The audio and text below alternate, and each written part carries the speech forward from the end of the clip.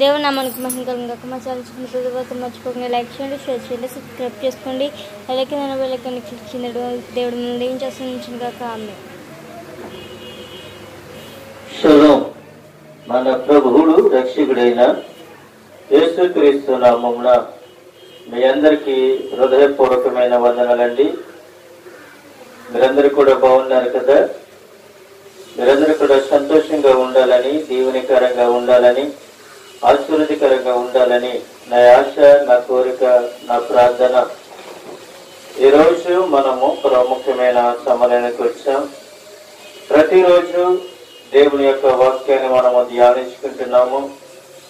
అలాగే ప్రతిరోజు కూడా దేవుని యొక్క సన్నిధిలోను, దేవుని యొక్క సువార్తలోను, దేవుని యొక్క పనివారుగా పాలుభాగస్తులయ్యండి మనమందరము కూడా దేవుని యొక్క పనివారుగా కలిసి పనిచేస్తూ దేవుని యొక్క సువార్తను ప్రకటిస్తూ ఉన్నాం.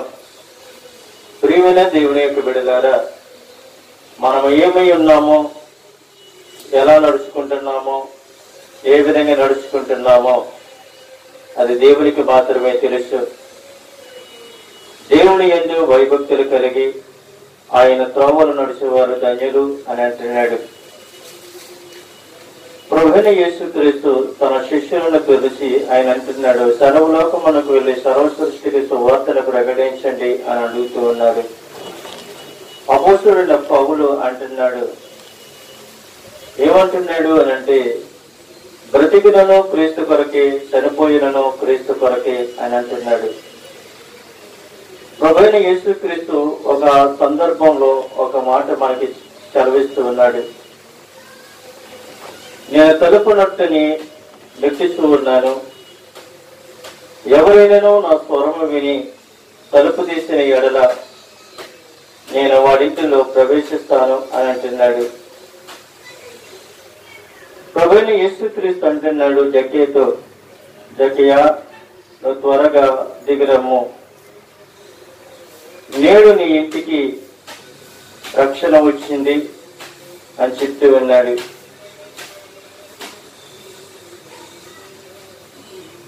ప్రభువైన యేసుక్రీస్తు అంటూ ఉన్నారు, ఈ దేవాలయాన్ని పడగొట్టండి, 3 దినాల్లో కడతాను అని చెప్తూ ఉన్నాడు. యేసు అనే మాట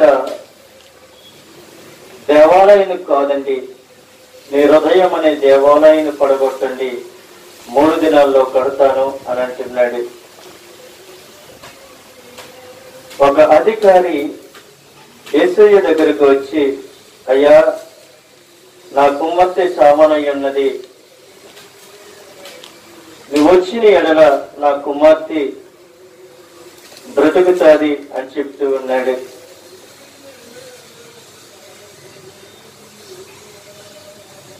పది మంది కుష్ఠ రోగులు యేసయ్య వద్దకు వచ్చి యేసయ్య దగ్గర సాగిలపడి ప్రభువును అడిగినప్పుడు, మీకు ఏం కావాలి కోరుకోండి అని అడిగినప్పుడు, మాకు స్వస్థత కావాలి అని అడిగినప్పుడు ఆ 10 మంది కుష్ఠ రోగులను ముట్టి స్వస్థపరిచాడు. 12 సంవత్సరముల నుండి రక్తస్రావంతో ఉన్న స్త్రీ అనేకమైన వైద్యుల దగ్గరికి వెళ్ళింది, అనేకమైన వైద్యములు చేయించుకుంది. కానీ ఎక్కడ కూడా ఆమెకు స్వస్థత అనేది ఎక్కడ దొరకలేదు. ఆమె అనేకమైన డబ్బులు ఖర్చు పెట్టుకుని, అనేకమైన డాక్టర్లను సంప్రదించి, అనేక మందులు వేసుకున్నా గాని ఆమె యొక్క రోగము నయము కాలేదు. ఆమె ఆలోచించుకుంది, యేసయ్య వస్త్రం ముట్టుకుంటే చాలు, నేను స్వస్థత పొందుకుంటాను అని ఆమె యొక్క విశ్వాసము యేసయ్య వస్త్రభూషంగా ముట్టుకున్నప్పుడు యేసయ్య ఆమె అంటున్నాడు, నీ విశ్వాసమే నేను స్వస్థపరుస్తుంది అని ప్రభు సెలవిస్తూ ఉన్నాడు. యేసుక్రీస్తు ప్రభు వారు జనసమూహముల నుండి ఆయన ఒక త్రోవ పక్క నుంచి వెళుతూ ఉన్న సమయంలో ఒక గుడ్డివాడు తెలుసుకొని, దావీదు కుమారుడా, నన్ను కరుణింపుము అని కేకలు వేసుకుంటూ వెళ్ళి ప్రభు యొక్క పాదాల మీద పడినట్లుగా మనం చూస్తూ ఉన్నాం. యేసయ్య అడుగుతున్నాడు, నా కుమారుడు నీకేమి కావాలో కోరుకు అన్నప్పుడు, నాకు కళ్ళు లేవు, నాకు కళ్ళును ముట్టు అని అడిగినప్పుడు యేసయ్య ఆ వ్యక్తి యొక్క కళ్ళును ముట్టాడు, కళ్ళు తెరుచుకున్నాడు, తిరిగి తన ఇంటికి వెళ్ళిపోయాడు. అనేకమైన దెయ్యములను పట్టుకుని సమాధిలో తిరుగుతున్న వ్యక్తి యేసయ్య ఆ సరస్సు దాటి ఆ సమాధి అంట, ఆ ప్రాంతం అంట శిష్యుని వెంట పెట్టుకుని వస్తూ ఉన్న సమయంలో అనేకమైన దెయ్యములు పట్టుకున్న ఆ కుమారుడు ఆ సమాధిలో ఉండి అంటున్నాడు యేసయ్యకు ఎదురుగా పరిగెత్తుకుని వెళ్ళి, దావీదు కుమారుడా, ప్రభువైన యేసుక్రీస్తు, మా సమయము ఇకను రాలేదు కదా, అయితే నీవు ఆజ్ఞ ఇచ్చి ఫలమైతే ఆ పందుల మందలోనికి మమ్మల్ని పంపించు అని అడుగుతూ ఉన్నాడు. ఎప్పుడైతే దేవుడు ప్రభువైన యేసుక్రీస్తు ఆ దయ్యం పట్టిన వాడిని, ఆ దయ్యములను గద్దించినప్పుడు అనేకమైన దెయ్యములను ఆ పందుల మందలోనికి వెళ్ళి ఆ పందుల మందలన్నీ కూడా సముద్రంలో పడి ఊపిరిసాలకి చనిపోయినట్లుగా మనం చూస్తూ ఉన్నాం.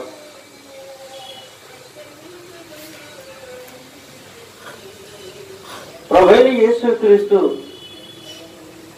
అనేక మంది సంవత్సరములు బెతెస్దా కోనేటి దగ్గరగా 38 సంవత్సరములను ఆ కోనేటి దగ్గర ఒక వ్యక్తి కూర్చుంటూ ఉన్నాడు. దేవుని యొక్క దేవతకు వచ్చి ఆ నీరును, ఆ కోనేటిను కదిలింపజేసినప్పుడు అనేక మంది దిగుతూ ఉన్నారు. కానీ దేవుడు అడుగుతున్నాడు, అయ్యా నువ్వు వెళ్ళి కోనేటిలో దిగి నువ్వు స్వస్థత పొందుకోవచ్చు కదా అని అడిగినప్పుడు, నాకంటే ముందుగా అనేక మంది దూకుతూ ఉన్నారు, నాకు అవకాశం లేదని చెప్పినప్పుడు, నువ్వు లేచి కోనేటిలో దిగు అని చెప్పినప్పుడు యేసయ్య మాటకు లోబడి ఆ బెతెస్దా కోనేటిలో దిగినట్లుగా మనం చూస్తూ ఉన్నాం, స్వస్థత పొందినట్లుగా మనం చూస్తూ ఉన్నాం. ఈ రోజుని మనము యేసయ్య ఏమై ఉన్నాడు అంటే స్వస్థపరిచే దేవుడై ఉన్నాడు. యేసయ్య ఏమై ఉన్నాడు అని అంటే ఆయన మోగవారికి మాటనిచ్చేవాడని, చూపు లేని వారికి చూపునిచ్చేవాడని, కొట్టువారిని నడిపించేవాడని, అంగహీనులకి ఆయన దేవుడై ఉన్నాడని, రక్తస్రావులకి ఆయన స్వస్థపరిచే దేవుడై ఉన్నాడని, పాపములను క్షమించే దేవుడై ఉన్నాడని మనం నమ్మాలి, విశ్వసించాలి. యేసుక్రీస్తు లోకరక్షకుడని మనం నమ్మినట్లయితే ఆయనే మనల్ని రక్షించేవాడు, ఆయనే మనల్ని పోషించేవాడు. ఆస్తులున్నా, అంతస్తులున్నా, ఐశ్వర్యం ఉన్నా, ఘనత ఉన్నా, ఏమో ఉన్నప్పటికీ కూడా ఏది నీ వెనకాల రాదు అని ప్రభు సెలవిస్తున్నాడు. ఏది నీ వెనకాల వస్తుంది అని అంటే నువ్వు చేసిన క్రియలు మాత్రమే నీ వెనకాల వస్తాయి, కానీ మరి ఏవి కూడా నీ వెనకాల రావని ప్రభు సెలవిస్తున్నాడు.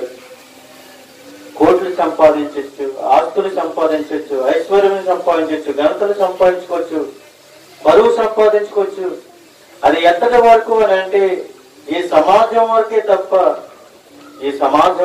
తప్ప కానీ నేను దేవుని యొక్క రాజ్యానికి ఇవన్నీ కూడా తీసుకుని వెళ్ళలేవని ప్రభు సెలవిస్తూ ఉన్నాడు. ఒక ఉదాహరణ మీకు చెప్తూనే ఉన్నాను చూడండి. ఒక ప్రాంతంలో ఒక దైవజనుడు సైకిల్ మీద నడుచుకుంటూ వెళుతూ ఉన్నాడు. ఒక దైవజనుడు సైకిల్ మీద నడుచుకుంటూ వెళుతూ ఉన్నాడు. అంటే ఆ రోజుల్లో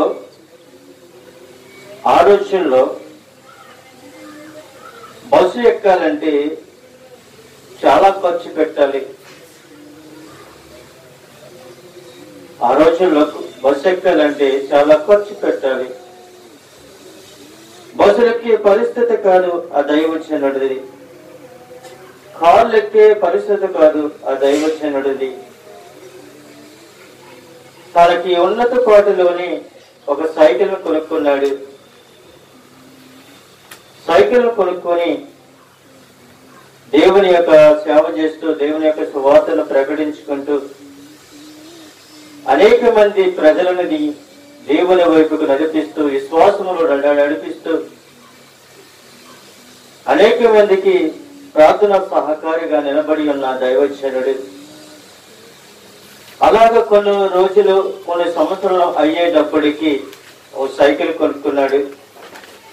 సైకిల్ కొనుక్కొని ఆ సైకిల్ మీద వెళుతూ ఉన్న సమయంలో ఒక ధనవంతుడు ఒక చెట్టు కింద కూర్చున్నాడు. ఒక ధనవంతుడు చెట్టు కింద కూర్చొని ఆలోచిస్తూ ఉన్నాడు. ఆలోచిస్తూ ఉన్న సమయంలో ఆ దైవజనుడు సైకిల్ మీద వెళుతూ అక్కడికి వెళ్ళినప్పటికీ పరిశుద్ధాత్మ దేవుడు ఆ ధనవంతుడికి సువార్తను ప్రకటించమని దేవుని యొక్క ఆత్మ బయలుపరిచింది. ఎప్పుడైతే బయలుపరిచిందో వెంటనే ఆ దైవజనుడు ఆ సైకిల్ దిగి ఆ ధనవంతుడితో అంటూ ఉన్నాడు, అయ్యా, యేసుక్రీస్తు నిన్ను ప్రేమిస్తూ ఉన్నాడు. యేసుక్రీస్తు నువ్వు కావాలంట. యేసుక్రీస్తు నిన్ను ప్రేమిస్తూ ఉన్నాడు. యేసయ్య ప్రేమ ఎంత గొప్పది. యేసయ్య రక్షణ పొందుకుంటావా అని అడిగినప్పుడు ఆ ధనవంతుడు అంటున్నాడు, నీ పని నీవు చూసుకో, నా పని నేను తీసుకుంటాను. నా వెనకాల బోలంత ఆస్తి ఉంది, నా వెనకాల బోలు సంపద ఉంది. నేను తిన్న తర్వాత నా పిల్లలు తింటారు, నా పిల్లలు తిన్న తర్వాత వాళ్ళ పిల్లలు తింటారు, వాళ్ళ పిల్లలు తిన్న తర్వాత వాళ్ళ పిల్లలు తింటారు. నాకే లోటు లేదు, ఏ లోటు లేదు. నాకు ఏ దేవుడు వద్దు, ఏ దేవుడు వద్దు. నాకు నేను మాత్రమే, నేను ఎలా నడవాలో, ఏ విధంగా నడవాలో నాకు అన్నీ తెలుసు. నువ్వు నాకు చెప్పవలసిన అవసరం లేదు అని చెప్పి ఆ దైవజనుడిని చులకనగా మాట్లాడి ఉన్నాడంట. మరి ఒకసారి ఆ దైవజనుడు అంటూ ఉన్నాడు, అయ్యా, ప్రభువుని ప్రేమిస్తూ ఉన్నాడు, సమయం లేదు. దేవుని యొక్క వాక్యానికి విధేయత కలిగి నువ్వు రక్షణ పొందుకోవా అని అడుగుతూ ఉన్నాడు. రక్షణ అనేది నాకు వద్దు, రక్షణ అనేది నాకు వద్దు, యేసుక్రీస్తు నాకు వద్దు, రక్షణ అనేది నాకు వద్దు, యేసుక్రీస్తు అనేది నాకు వద్దు. ఎన్నిసార్లు చెప్పాలి, నన్ను ఇసుకించొద్దు పో అని అన్నాడు.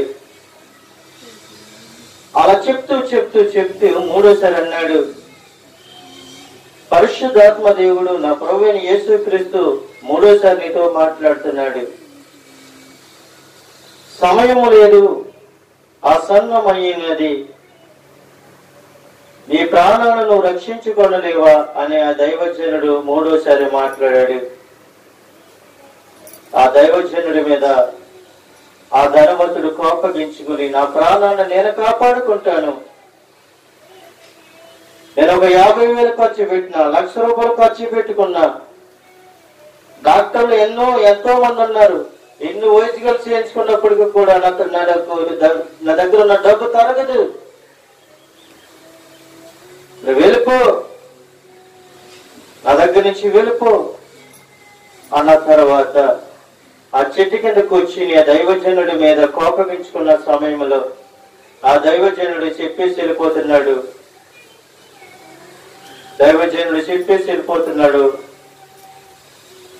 నీ ప్రాణానికి నీవే ఉత్తరవాదివి అని చెప్పేసి ఆ దైవజనుడు సైకిల్ తీసుకొని 1 బార 2 బారం లెక్క వెళ్ళినప్పటికీ ఆ ధనవంతుడు ఎక్కడికి వెళ్ళిపోయాడు అంటే నరకంలోనికి వెళ్ళిపోయాడు. ఆ నరకంలోనికి వెళ్ళిపోయిన తర్వాత, ఆ అగ్నిగుండంలోనికి వెళ్ళిపోయిన తర్వాత, ఆ అగ్నిగుండంలో ఏడుస్తూ ఉన్నాడు, రోధిస్తూ ఉన్నాడు. సంతోషం లేదు, ఆనందం లేదు, అక్కడ నీరు లేదు, అక్కడ గృహాలు లేవు, అతని తినటానికి భోజనం లేదు, అతని యొక్క దేహాన్ని కాల్చివేస్తుంది. ఒక్కరోజు కాదు, 2 రోజులు కాదు. ప్రియమైన దేవునికి బిడ్డలారా, ప్రతిరోజు ఏడుస్తూనే ఉన్నాడు, ప్రతిరోజు ఏడుస్తూనే ఉన్నాడు. ఆ దైవజనుడి ఇంటికి వెళ్ళి తన ఇంటిలో తలుపు వేసుకుని ఆ ధనవంతుడి కోసం ప్రార్థన చేస్తూ ఉన్నప్పుడు దేవుని యొక్క పరిశుద్ధాత్మ ఆ దైవజనుడికి దర్శనంలో చూపిస్తూ ఉన్నాడు.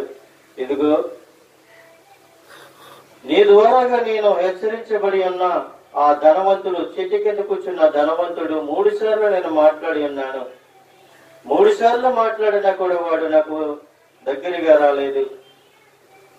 నా మాట విని నా మాటకి అంగీకరింపబడి రక్షణ పొందుకుంటే పరలోక రాజ్యంలో ఉందుడు. దేవతలన్నీ కూడా నేను కడిగేసేవాడిని, కానీ ఎన్ని పాపములు చేసినప్పటికీ కూడా క్షమించేవాడు నేనే. అయినప్పటికీ కూడా 3 సార్లు నేను మాట్లాడి ఉన్నాను. 3 సార్లు కూడా అతను మాట్లాడలేదు. నా డబ్బు నన్ను రక్షిస్తుందన్నాడు, నా డాక్టర్ నన్ను రక్షిస్తుందన్నాడు, నా చెట్టు నన్ను రక్షిస్తుందని చెప్పాడు. కానీ చెట్టు కొమ్మ విరిగి చనిపోయాడు.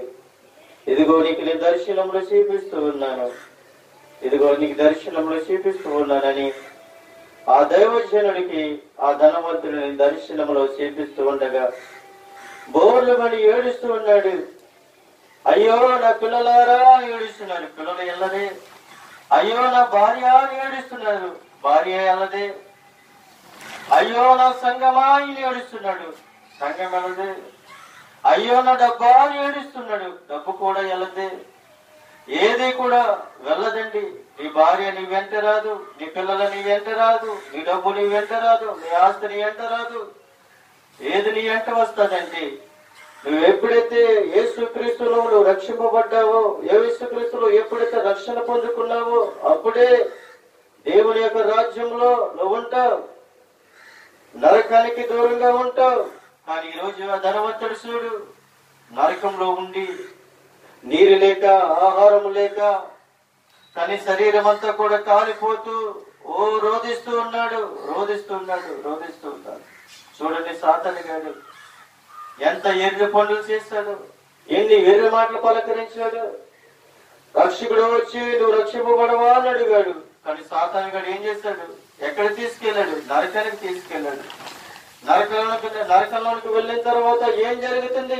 సుఖం అనేది లేదు. ఎక్కడైతే శరీరంలో ఉన్నప్పుడు మంచాల మీద పడుకుంటాం, పరుపుల మీద పడుకుంటాం, దుప్పలు కప్పుకుంటాం, ఏసీలు వేసుకుంటాం, అన్ని సమకూర్చుకుంటుంటాం. కానీ ఈ రాజ్యం విడిచిపెట్టి నరక రాజ్యంలోనికి నువ్వు వెళ్ళినట్లయితే అక్కడ సంతోషం ఉండదు, ఆనందం ఉండదు, దుఃఖము, వేడిపే. ప్రియమైన దేవునికి బిడ్డలారా,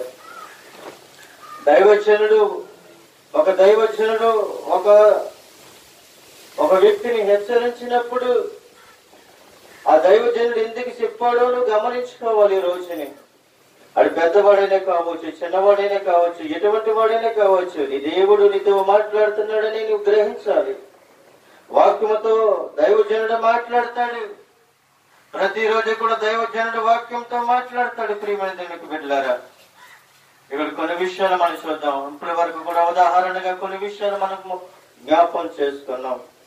కానీ ఈ రోజు దైవజనుడి కోసము దైవజనుడైన ఏలియా మాట్లాడిన మాటలు, ఏలియా ఒక దైవజనుడు, ఒక ప్రవక్త, ఆ ప్రవక్త మరి ఒక ప్రవక్తని